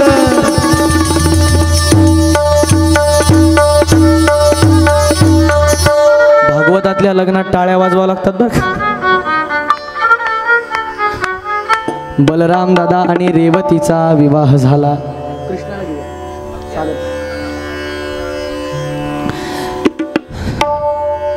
काय मोठ्याचं झाल्याशिवाय त्या काळात लहान्याचं नव्हतं होत ना, म्हणून आधी मोठ्याचं लावावं लागलं. आता म्हणजे ज्याला भेटेल त्याचं आधी होतं, तसं काही नाही.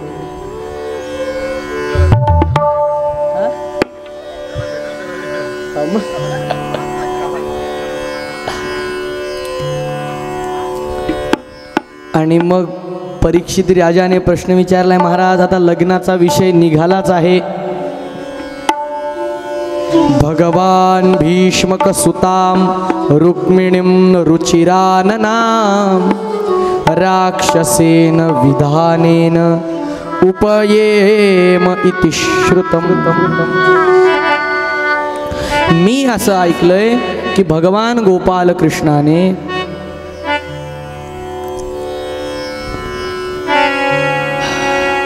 राक्षस पद्धतीने विवाह केला.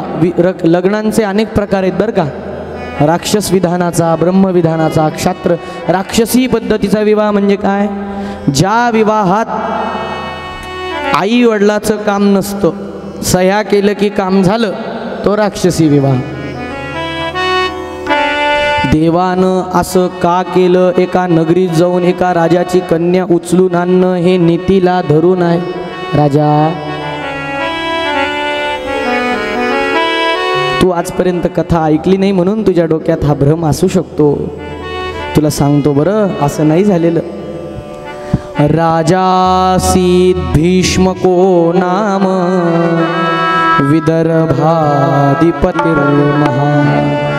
तस्य पंचाभवन पुत्रः कन्यैका च वरानना। पूर्वी विदर्भ नगरीमध्ये भीष्मक नावाचे महाराज राज्य करत होते। त्यांना 5 मुलं आणि 1 मुलगी होती। कोण? रुक्म्यग्रजो रुक्मरथो रुक्मबाहुर तदनंतरः रुक्मकेशो रुक्मावली रुक्मन्येषा स्वसा सती। रुक् हा शब्द प्रत्येकामध्ये समान आहे। 5 मुलं 1 मुलगी रुक्मिणी। अमरावती जवळ जे कौंडिन्यपूर नावाची नगरी आहे ना आपल्या, हे कृष्ण आपल्या विदर्भाचा जावाई आहे। किती लाड केले पाहिजे त्याचे आता सांगा बरं। अहो लेकराला तरी एखाद्या झटकलं चालतं, जावायाला झटकून पहा बरं जरा।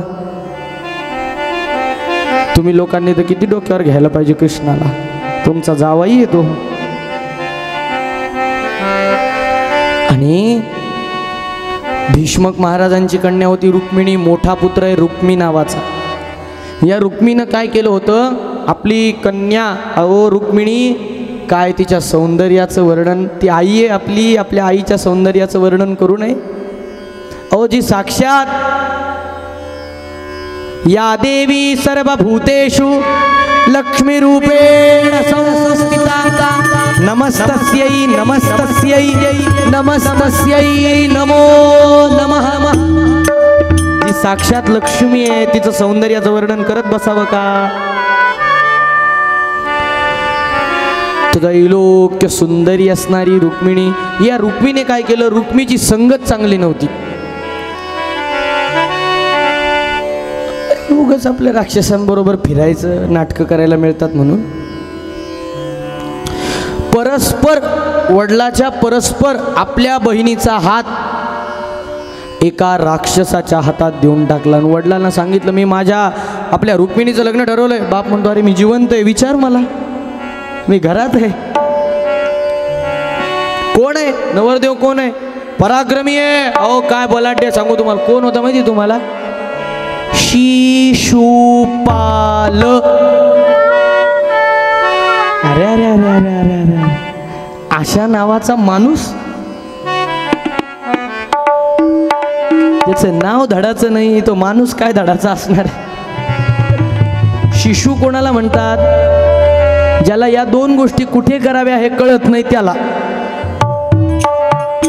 आणि असा पाल, शिशु का आहे, पाल का आहे? आणि याला रुक्मिणी, रुक्मिणी म्हणाली मी क्षात्र कन्या आहे, शास्त्राने क्षत्रिय कन्येला वर निवडण्याचं स्वातंत्र्य दिलेलं आहे। ती जर पराक्रमी असेल ना, का म्हणून तिने पराक्रमी वर निवडू नये?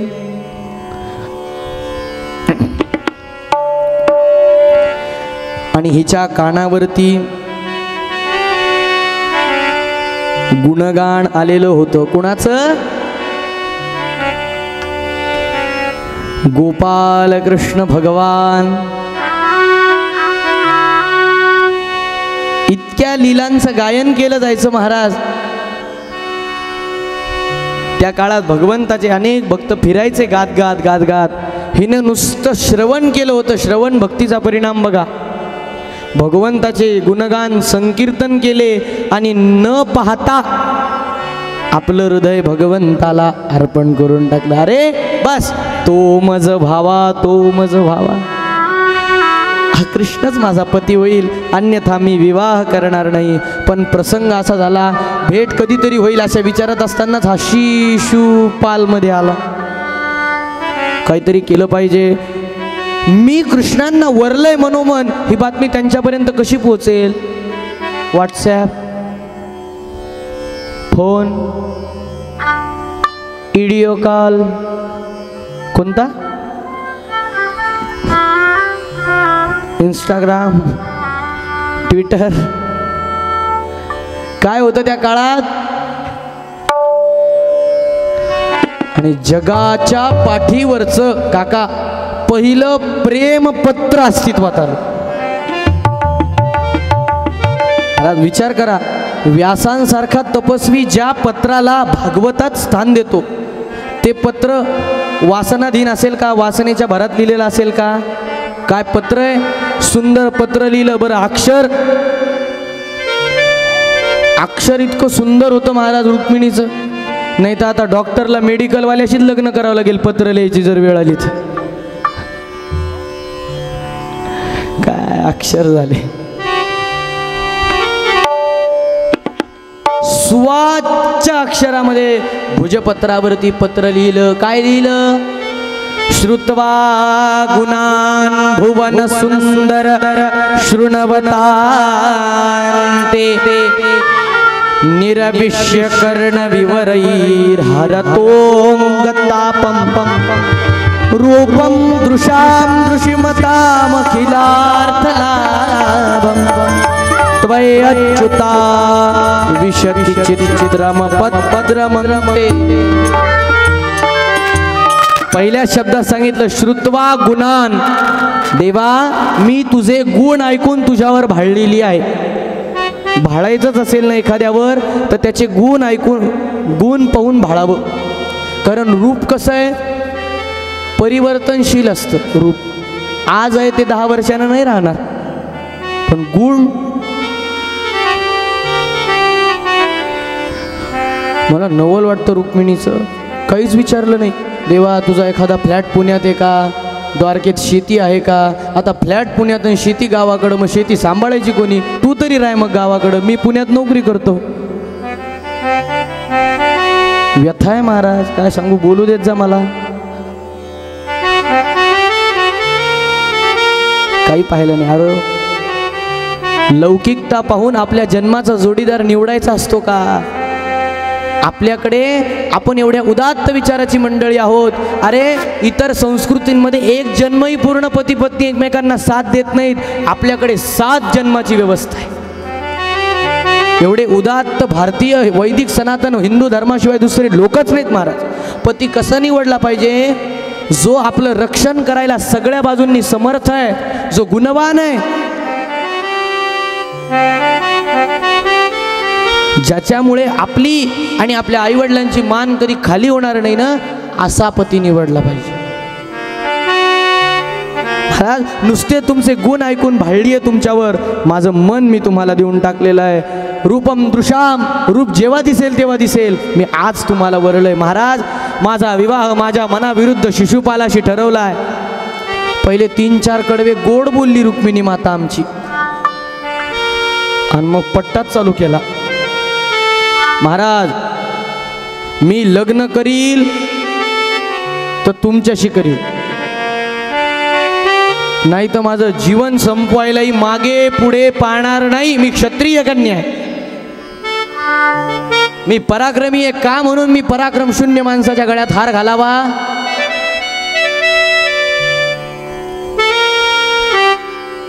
तुम्ही या आणि मला घेऊन जा. कसे घेऊन जा? सिंह त्याची शिकार लांडग्याच्या हातून जशी फारकन येऊन घेऊन जातो तसे मला घेऊन जा. नुसतं असं भावनेचं पत्र नाहीये. 3 प्रदक्षिणा घालील. 3ऱ्या प्रदक्षिणेला तुम्ही दिसलेच पाहिजे. 6 पायऱ्याचं मंदिर आहे. 3 पायऱ्या मी खाली येईन, 3 पायऱ्या तुम्ही वर या. माझा हात हातात धरा आणि मला घेऊन जा. मॅनेजमेंट. सुंदर पत्र लिहिलं. ऋषी गुरुजी असे पत्र कोणाच्याही हातात देता येतात का? तुमचा काय अनुभव? नाही देता येत ना. भरोशाचा कोण आहे? भरोशाचा कोण आहे असं पत्र द्यायला? फक्त ब्राह्मण आहे का? त्याला काही घेणं नाही. कशाला उघडून पाहिल तो? बरं हे जर दुसऱ्या कोणाच्या हातात पडलं तर सगळं भागवतच बदलायचं. ब्राह्मणाला बोलवलं. ब्राह्मणा भर धाव वेगाचे घोडे घेऊन जा. कौंडिन्यपूर कुठं, द्वारका कुठं. पण काय असतं, या राजे मंडळींचे विशिष्ट अंतरावर टप्पे असतात घोड्यांचे. तिथं ते घोडे बदलले जातात. एकच घोडा थकवत नसतात. भरधाव वेगाचे घोडे घेऊन जा. रातोरात द्वारकेला पोहोचा. हे पत्र कृष्णाशिवाय दुसऱ्या कुणाच्या हातात देऊ नका. असा माणूस निवडावा लागतो काम करायला. नाही तर एखाद्याला दुकानात पाठवलं, डाळ आण. दुकानात गेल्यावर पुन्हा परत येतो. कोणती आणू? तुरीची आण. पुन्हा परत येतो. किती आणू? पुन्हा परत येतो. पॅकिंगची आणू का सुट्टी आणू, पुन्हा परत येतो, उधारीत आणू का पैसे देऊन आणू, काय कामाचा आहे तू ब्राह्मणा? माझं जीवन मरण तुमच्या हातात आहे भूदेवा. तुम्हाला भूदेव या भूमीवरच आहे, तुम्हा म्हणती भूसुर आम्ही नित्य ठेवावं मस्तक चरणावर. ब्राह्मणा जा रे. ब्राह्मण निघाला, भर धाव वेगानं घोडे निघाले महाराज.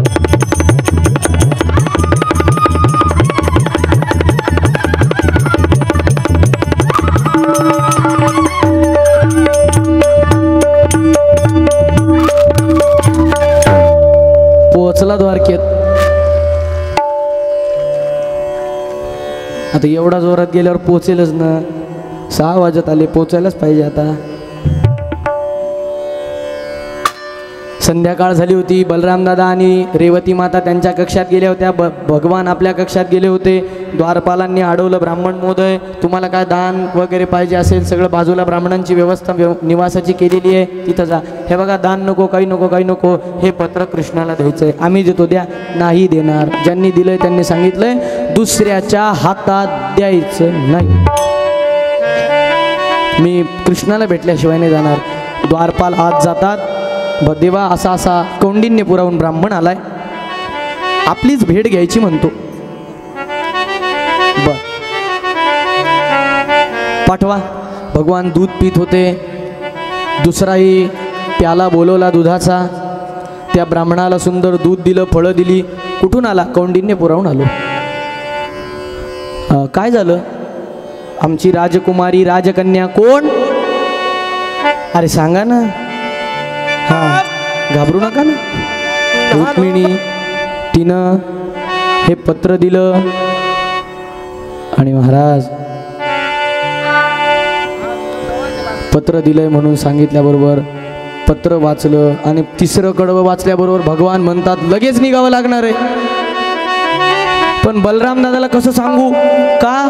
बलरामदादा आता लग्न झालंय, त्यांना आता रात्री यावेळी बोलवायला जाणं शोभत नाही, म्हणून एक पत्र लिहून ठेवलं. हे पत्र वाचता त्वरित मदतीसाठी निघावे आपला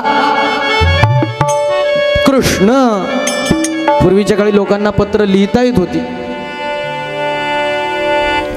आणि भगवान त्या ब्राह्मणाला घेऊन निघालेले आहेत महाराज. सकाळी कृष्णाला पाहायला बलरामदादा तिथं आले. कृष्ण दिसत नाही. पत्र वाचलं. बलरामदादा म्हणतात एवढं गोड पत्र वाचल्यावर आमचा कृष्ण काय थांबणार आहे का? काय विशेष सैनिक सोबत घेऊन निघाले होते. इकडे पंच उषकाली रथ. पंच उषकाली रुक्मिणी माता निघाली. कुठे जायला? कुलदेवतेची पूजा करायसाठी रुक्मिणी माता निघालेली आहे. रुक्मिणी माता येईल.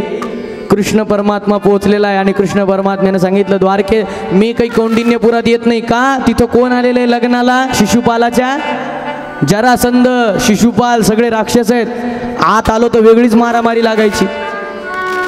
तू मी बरोबर मंदिराजवळ येतो, वेळ आली की तोपर्यंत हिची पूजा वगैरे आटोपू दे असं सांगितल्या बरोबर तो ब्राह्मण कौंडिन्यपुरात शिरला. भगवान एका ठिकाणी थांबलेले आहेत. आता रुक्मिणी माता पूजेसाठी यायला निघाल्या महाराज. 4-5 सखी आपल्या बरोबर घेतल्या. चला. आणि रुक्मिणी माता मंदिराकडे येणार आहेत. The the the the the the the the. Rukmini मातेचं आगमन आता कथा मंडपामध्ये होणार आहे. चला चला.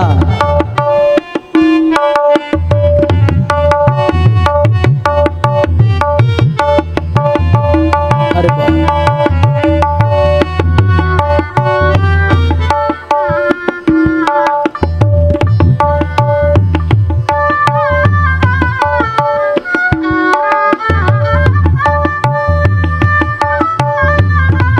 कोणीही आपली जागा सोडून उठू नका. आत्ताही ज्यांना मागे जागा नाही, 1-2 मिनिटाचा वेळ आहे आपल्याकडे. या बाजूने समोर येऊन बसा. भरपूर जागा आहे. छान दिसतंय इथून, मागच्या पेक्षा इथून छान दिसतंय. रुक्मिणी माता यायला लागलेली आहे महाराज. तिच्या 2 सखी आहेत.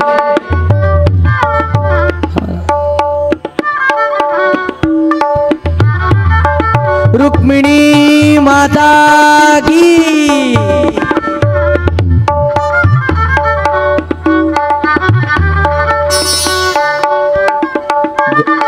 कुलदेवतेची पूजा करायसाठी गुरुजी आणि रुक्मिणी माता मंदिराकडे येऊ लागल्या.